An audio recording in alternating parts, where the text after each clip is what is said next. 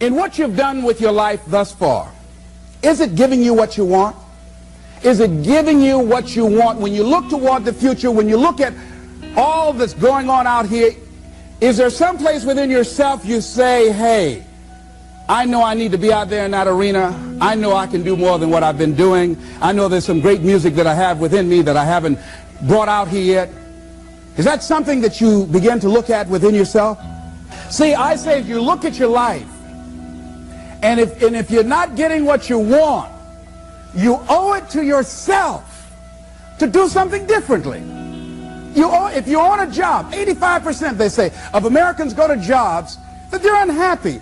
If you're doing something 8 hours a day that you don't like, it's not giving you what you want, it's not giving you a strong feeling of satisfaction and fulfillment, you're miserable, you hate to go there, you're depressed just thinking about it, you sing the "Thank God It's Friday" song every week. If that's what it is, you owe it to yourself to start strategically working to change directions. See, but you know what most people will do? Most people will resist change. Most people will fight change as if change would be worse than what they're experiencing.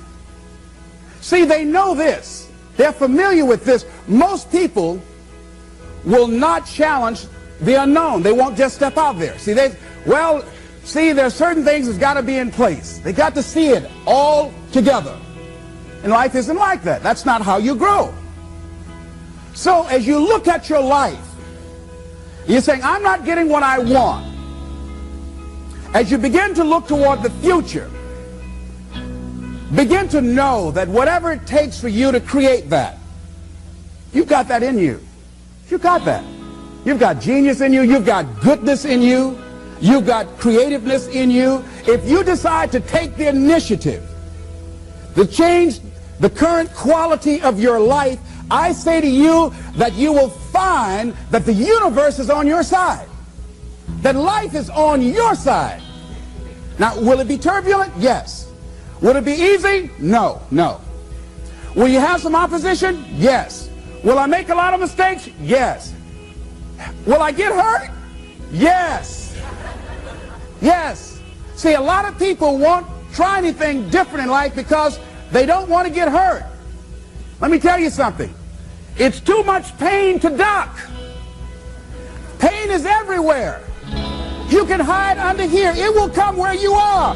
It's everywhere. Viktor Frankl calls it unavoidable suffering. You can't duck it. But most people spend their life not wanting to deal with the pain of rejection, the pain of defeat, the pain of being disappointed, the pain of losing, the pain of failure, the pain of being criticized, the pain of not being liked, the pain. That's called life. Life is full of pain. It's everywhere. But guess what? There's no gain without pain. Because it's the pain of regret that you experience. If I had it to do over again, that's a pain. Don't you know that's something? When you know, I was in a seminar once and this lady stood up. If I had my life to live over again, she talked about all of the things that she would do. And you can feel the pain of regret in her voice. The pain of regret. She still experienced pain. She was trying not to experience the pain of defeat, the pain of disappointment, the pain of loss, the pain of lack of support. And she still experienced pain. It was right there. We can't get around it. Most people are governed by their habits, their fears, and the opinions of others. A lot of people never try anything differently because they have been convinced by people in their lives that they value that they can't do it. They're living within the context of the opinions that other people have of them, the low expectations. Many people doubt themselves because when they thought about doing something at some critical point in their lives, somebody they respected and honored, somebody they believed in, somebody that they loved, someone they trusted said, you can't do that. And they accepted that. As you look at your life, ask yourself the question, What would your life be like? What would your life look like if you decided not to care what people thought of you? What would your life be like if you decided to give up some of your fears?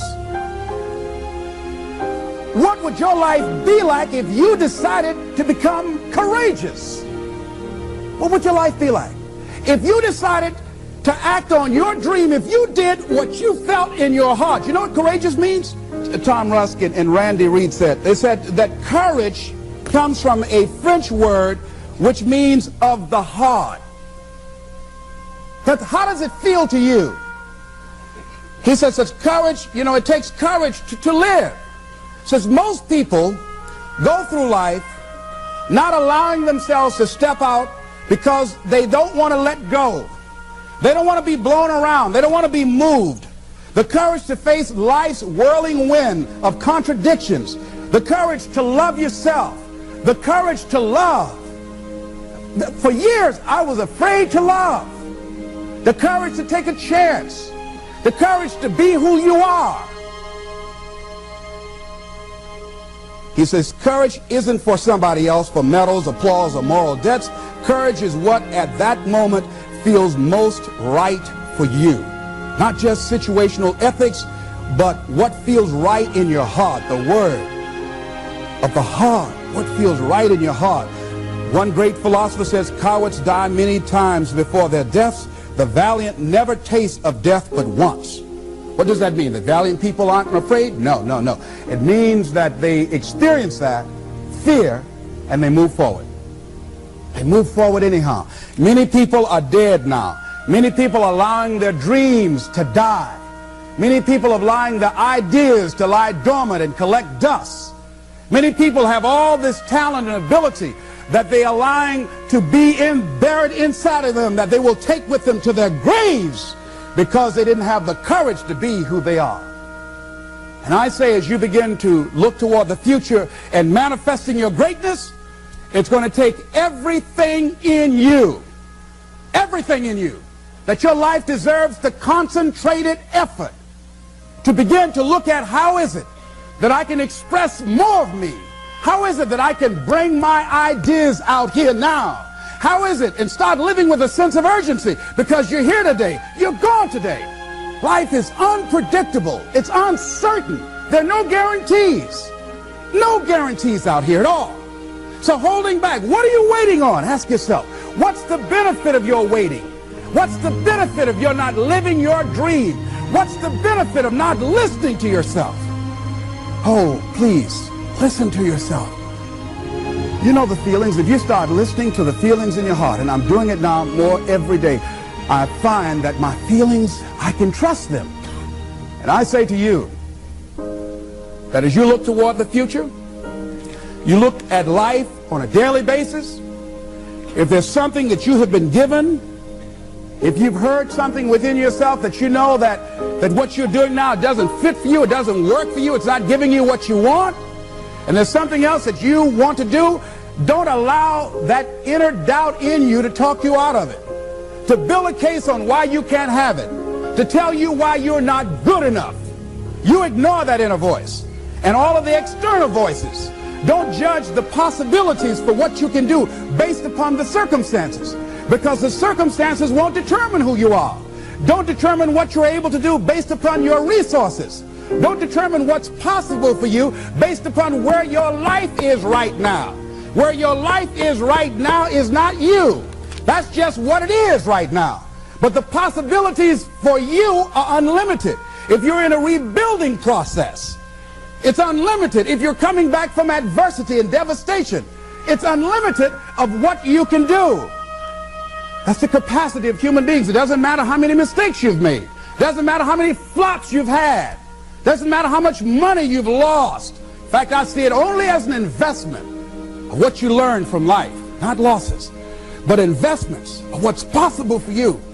And I say to you that once you start listening to yourself, and as you begin to act on your dream, as you start just trying to find your way, doing what you can with what you have, you will start seeing things opening up for you. You'll start attracting people. You say, where'd they come from?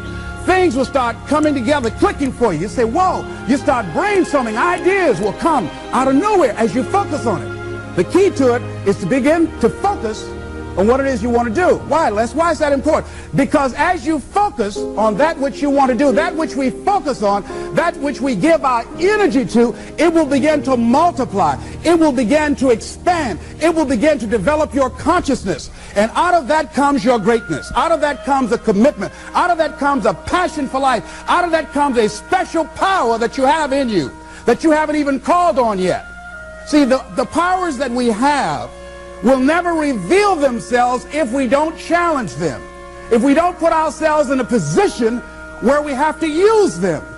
So one of the most important things is reading a book that's a really interesting book called Instant Millionaire, and the guy said, put yourself in a position where you can't retreat, where it's do or die, sink or swim.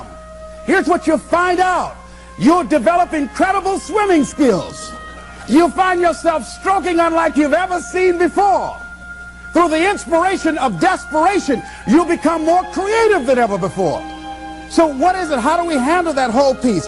Throw your whole self into it. See, most people go at it tentatively. They don't give all their stuff. They don't concentrate. They don't put everything they've got in them. One guy wrote a book called All You Can Do Is All You Can Do. And all you can do is enough. But he said, make sure you do all you can do. And if we're honest this evening, we know that we haven't done all we can do.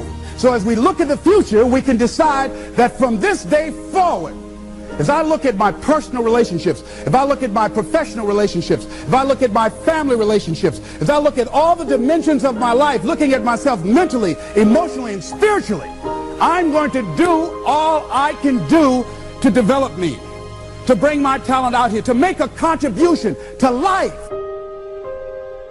You want to make it in life, he said, number one, develop your mind. You don't get in life what you want, you get in life what you are. Number two, develop your communication skills. Once you open your mouth, you tell the world who you are. Three, practice the principle of OQP, only quality people. Let us say together, only quality people. As you think about your goals and dreams, this is not for everybody. You want to build an organization with only quality people. Not people who need more, but people who want more. You want to surround yourself with people that are hungry. People that are hungry are willing to do the things today others won't do in order to have the things tomorrow others won't have. People that are hungry do what they know, not what they feel. See, I didn't do this for years because I knew it would be hard. And Mr. Washington said something to me. Mike Williams, my mentor, you want to go online and find his book, The Road to Your Best Stuff. He said something that grabbed me, and I want you to put this someplace where you can see it. See, you build this business through persistence. You got to affirm, I will persist until I succeed. You build it through patience. It takes time to grow orchids. It's faster to grow roses, but orchids, that takes time. You have to have persistence, you have to have patience and perseverance. It takes courage to come back again and again and again. Because in order to build the business, it's hard work. It's H-A-R-D and H-E-A-R-T. Are you with me there? Write this down. If you do what is easy, your life will be hard. But if you do what is hard, your life will be easy.